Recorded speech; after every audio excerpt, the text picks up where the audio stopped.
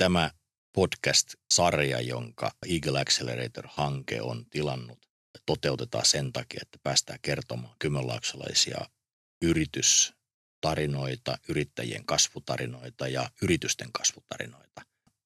Hankkeen rahoituksen on antaneet meille Kymenlaakson liitto, Kotkan kaupunki ja Cursor. Hanke toteuttaa Eagle Accelerator-hankkeen sisällä Eagle Wings kasvualustaa, johon me etsimme kasvupotentiaalisia yhtiöitä ja yrittäjiä. Tarinoiden kertominen on tarkoitettu rohkaisuksi ja opiksi ja vertaistueksi kaikille kasvua haaveileville yrittäjille.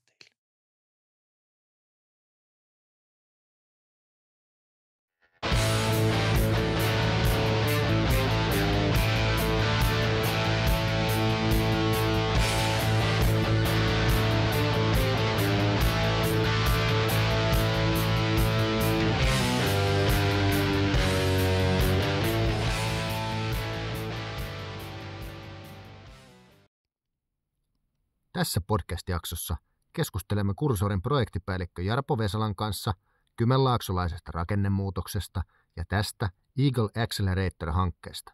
Tervetuloa Jarpo studioon. Meillä on ollut niin kuin purjelaivojen aikakaudella, niin Oulusta tuli tervaa ja Suomesta lähti lankkuin maailmalle ja se oli niin kuin kova juttu. Et se oli niin kuin hienoja tuotteita ja niillä niin kuin Suomi pärjäsi ja sitten on tullut metsäteollisuus ja paperiteollisuus, niin mitäs sitten, kun ei ole vaikka paperiteollisuutta? Et leikitään, että sekin on vaikka pois Kymenlaaksosta, niin mitä sitten tapahtuu? Hyvä kysymys ja rakennemuutoksesta siinä on kysymys. Ja tämä, mitä tämäkin podcast-sarja edustaa, Eagle Accelerator kiihdyttämö-hanketta, niin sen tehtävä on tämä elinkeinorakenteen monipuolistaminen. Se on yksi tämmöinen pohjatehtävä siellä. Tulee rahoitusehdoista, mutta se on myöskin se tahtotila siinä, miksi sitä tehdään. Ja nythän Etelä-Kymenlaaksossa akkuteollisuus ja siihen liittyvä koko iso klusteri kaikkenaan on niin kuin iso asia. Mutta nyt jo meidän päättäjät katsoo niin kauas eteenpäin, että mitä sitten, jos sekin häviää. Eli ei haluttaisi toista rakennemuutosta sillä tavalla, kun ne on nyt kohdattu perinteisesti. Siksi kiihdytetään yrityksiä, sellaisia yhtiöitä, jossa se potentiaali on, realistiset mahdollisuudet kasvaa, tahtotila omistajilla on vakaa siihen, että ne haluaa kasvaa. Myöskin se aikomus on niin kuin, että se ei ole pelkästään meillä on potentiaali, meillä on tahtotila, mutta ei tehdä mitään sen eteen, vaan oikeasti ollaan valmiit pistää niin kuin hakku maahan ja tehdä sen asian eteen. Ja sen tyyppisiä yhtiöitä tähän kiihdyttävän piiriin on haettu ja yhä edelleen haetaan. Ja sen niin kuin koko sen paletin, siellä ei ole yhtä yhteistä nimittävää tekijää, niin kuin ei toimiala, ei koko, ei yhtiön ikä, ei omistusrakenne, ei mikään. Siellä on muutama yhtenevä tekijä. Y-tunnus on Etelä-Kymenlaaksossa, meillä niin halutaan sitä boostata. Ja niillä on se tahtotila ja se potentiaali siinä. Se potentiaali voi olla sellaista, kun me puhutaan kasvuyrityksistä, niin se ei tarkoita tätä tyypillistä virallista kasvuyritysmääritelmää, vaan se tarkoitetaan kasvupotentiaalista yhtiöä. Ja se tavallaan tuli ilmi hyvin siinä, kun me haettiin niitä yhtiöitä, etsittiin, niin jos sitä hakee, niin kuka on hakenut Business Finlandin tukea, kuka on hakenut ELY-tukea, kenen luvut näyttää hyvältä ja niin edelleen. Ja uutisista, että kuka uutisoi jostain, että ne hakee kasvua tai tekee jotain uutta. Ja silti, kun laitettiin julkinen ilmoitus sivuille, että haetaan yhtiöitä, niin me ollaan saatu sieltä hakemuksia semmoisista yhtiöistä, jossa se ei näy näillä millään mittareilla vielä se kasvuhakuisuus ja se potentiaali. Siellä on ollut yllätyksiä kanssa. Me ei oltaisi niistä tiedetty mitään niin kuin siitä todellisesta kasvutahdosta, mikä siellä on. Ja sitä kautta niin pyritään hyvin monipuolisia toimialoja, kun iso skaala, niin auttamaan kasvua, jotta meillä syntyy se pohja, niin kuin tavallaan kestää seuraavaa rakennemuutosta. Eihän me tiedetä, miten se menee ja mihin toimialaan se iskee ja niin edelleen. Mutta se, että tukijalkoja olisi enemmän. Se vaikein osuus, se kristallipallohomma. Että siinä riittää patterit nähdä tarpeeksi kauas, että mitä tulee tapahtumaan. Ja ei pystytä varmaan niin kuin 100% viisaudella sanomaan, mikä idea on hyvä tai mikä on se, mikä kantaa. Koska siellä on monia yhtiöitä kiihdyttävän piirissä hakemassa tai on jo valittu, joissa ei ole varsinaisesti välttämättä, niin kuin se idea on siellä ollut siellä yhtiössä koko aika ja se tekee siitä tuotteita, mutta se, että miten sillä kasvatetaan liiketoimintaa. Ja liittyykö siihen vähän, vaikka sun sama tuotepalvelu, liittyykö siihen vähän erilainen liiketoimintamalli ja sitten mitä se tarkoittaa organisaation johtamisen kannalta, hallitustyön kannalta. Miten sitä haetaan sitten kasvua ja niin, että se oma kone on kunnossa. Tulee muuten niitä kasvukipuja ja sitä kautta helposti tavallaan se tukahtuu. Se organisaatio ei kasva sen bisneksen mukana riittävästi ja sitten tehdään virheitä. Ei ole aikaa pohtia strategisesti tai ei ole muuta tällaista, ollaan liian operatiivisia ja niin edelleen. Ainakin vähintään luodaan niitä hetkiä, että joku kysyy oikeita kysymyksiä ja rupeaa miettimään, onko mä tämän homman hoitanut kuntoon. Ne on ne tiiliseinät, mitkä tulee sitten eteen. Ouch. Ja voi tulla niitä oppirahojakin. Nythän ei puhuta pelkästään niin kuin startup-kulttuurista. Siellä on varmaan vähän samoja viitteitä, mutta käytännössä niin kuin kaikki yritykset on jo olemassa jo jonkunnäköistä toimintaa. Kyllä. Joo. No miten minkälainen se niin kuin sitten sinne kiihdyttämöön tavallaan hankittu verkosto ja se alusta on, niin kuin, että minkälaista apua sieltä tästä nämä yritykset tulee saamaan? No jos lähtee ylhäältä alaspäin, ihan tämmöistä niin kuin advisor board-tyyppistä apua johdon ja omistajien tueksi ja tuomaan sitä näkemystä, että miten sitä viedään eteenpäin, mitkä keinot on mahdollisia ja mahdollista avaamaan vähän ovia. Ja sitten ihan sellaista niin kuin, operatiivisen johdon mentorointia, ja ne on ihan kädet savessa työtä. Tehdään asioita ja siellä niin operatiivisella tasolla, että mitä asioita tässä yhtiössä fiksaillaan kuntoon tai mitä pitää miettiä. Ja sitten siitä niin ihan niin sanotusti teknisiä asioita. Eli onko se vaikka markkinatutkimus tai se on joku henkilöstön koulutus tai se on jotain muuta. Mitä tahansa siellä, se voi olla joku vaikka jonkun järjestelmän käyttöönottoon liittyvää valmistelevaa työtä. Me ei niin kuin varsinaisia sit niitä ihan, sanotaan, että vain markkinointia ei voida tukea, että se on ihan tässä niin kuin, mutta sitten taas siihen liittyvää niin kuin strategisemman tason suunnittelua kyllä. Toiset on menossa komeasti ja pätevinä tyyppeinä, mutta kartoittamattomalla maaperällä ja pystytte tarjoamaan siihen sellaista asiantuntemusta, että me niin kuin tunnetaan tämä suunnistamishomma ja meillä on muuten ihan hyvä tämä karttakuvakin tästä. Joo, jos pystyy rajaamaan mahdollisuuksia, että sulla ei ole 100 vaihtoehtoa, vaan sulla on vaikka nämä 3. Joo. Me tiedetään, että sulla on nämä 3. Sanotaan, että arjen johtamisessa kiireinen yrittäjä katsoo, siellä on takaraivos ihan varmasti niin kuin 5 ja 10 vuoden suunnitelmat. Mutta sillä ei ole aikaa niin kuin niiden mittauttamiseen, kirjoittaa niitä ulos ja katsoo, että ajatuksena se pyörii hienosti. Nyt kun mä rupean pistää sitten paperille ja vähän mietin, mitkä asiat tähän vaikuttaa, niin se ei vaikutakaan, että sakaa pelottaa tai jotain muuta. Niin se, että pystyy sitä näkökykyä, että olet merellä, niin vaikka sulla on kartta, mutta se on ylimalkainen, mutta jos et sä tiedä, missä sä oot, niin se ei auta mitään. Ja jos sun näkyvyys on kilometri versus, että se on 10 kilometriä, niin se vaikuttaa aika paljon siihen, että miten operoidaan ja miten se homma menee. Et siitä huolimatta niin moni asia voi mennä pieleen. Huippuasiantuntijoille Malcolm Gladwellin 10 000 tunnin säännön mukaisesti tällaista tarkoituksenmukaista harjoittelua, kun kertyy siihen sen tietyn sormin äärellä, niin sitä voi joko hankkia itse yksin sen 10 000 tontia, tai sitten sitä voi vähän lainata kavereilta, jotka on tehnyt jo sen vaikka 10 000 tuntia ja tulee siihen tukemaan, niin onhan tämä ihan jäätävän hieno asia. Sitähän se kiihdyttäminen on. Eli ei sitä, että opitaan. Tämä on vähän niin kuin, miten se vertaisi? On paljon ihmisiä, jotka on rakentanut omakotitalon ja ne tietää nyt, miten se menee ja ne tietää, miten se olisi pitänyt tehdä. Mutta kun kysyy, että teetkö toisen, sanoit, että en ikinä. Juuri näin.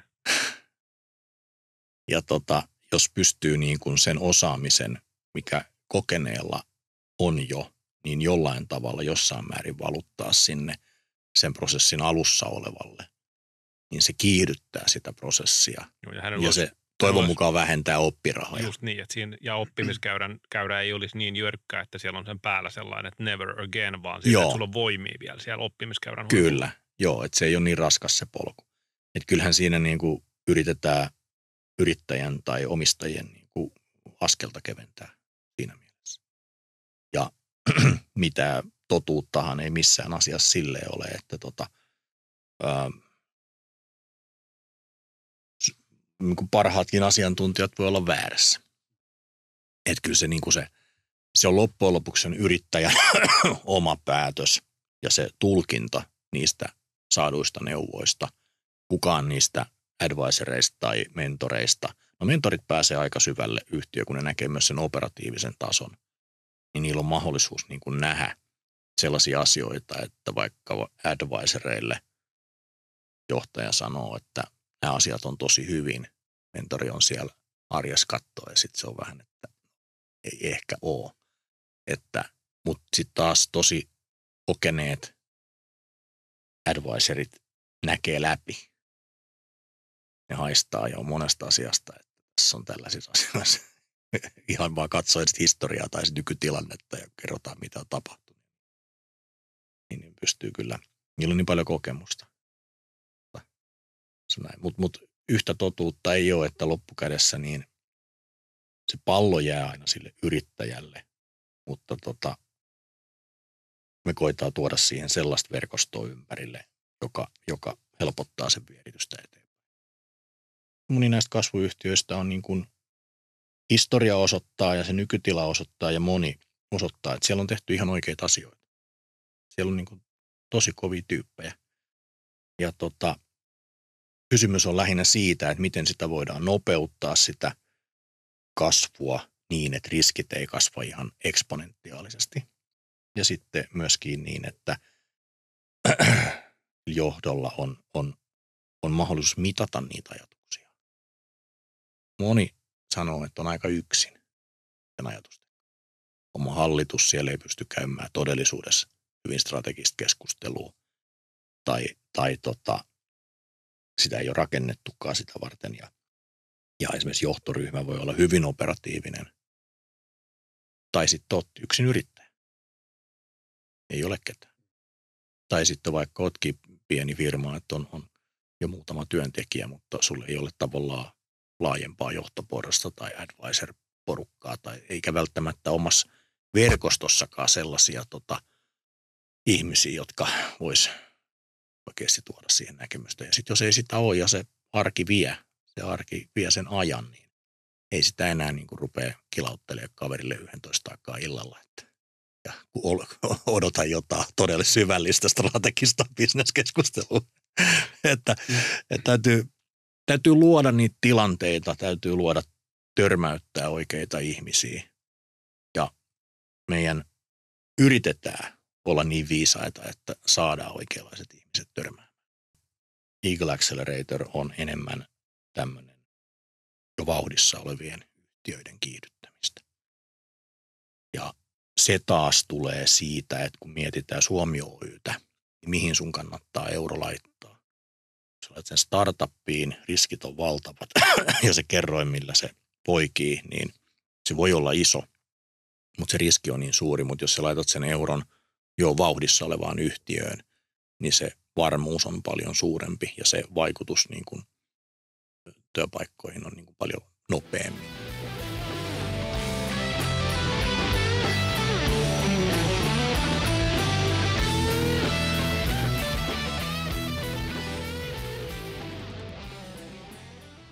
mikä se tavallaan se perusta sille hankkeelle, millaisten taustat?